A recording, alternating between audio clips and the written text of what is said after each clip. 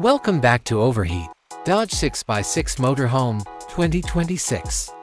Exterior, a 6x6 chassis, perhaps composed of lightweight yet incredibly durable materials like carbon fiber composite or aluminum, will support the motorhome's living area. For off-road equipment, there will be a sizable, weatherproof external storage compartment. When driving off-road at night, powerful LED lighting on the front bumper and roof will provide the most illumination possible. Both front and rear winches, towing or helping other stranded vehicles, will require a high-performance winch. Roof rack, to accommodate extra equipment, the robust roof may have a roof rack installed. Interior, there will be a spacious refrigerator, sink, microwave, induction gas stove, and lots of storage space in the kitchen.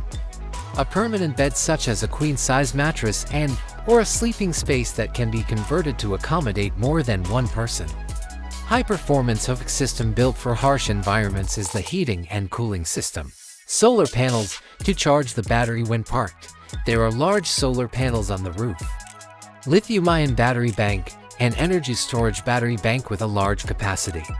High-power inverter, an inverter that can provide the entire motorhome with 120 volts or 240 volts AC power. Backup generator, a generator that runs on gasoline or diesel. Advanced communication system, an advanced off-road GPS navigation system with a satellite communication system for phone calls and the internet in isolated areas.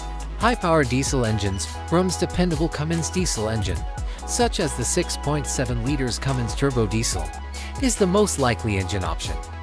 These engines are renowned for their enormous torque and dependability, both of which are essential for driving a big, heavy vehicle like a 6x6 camper.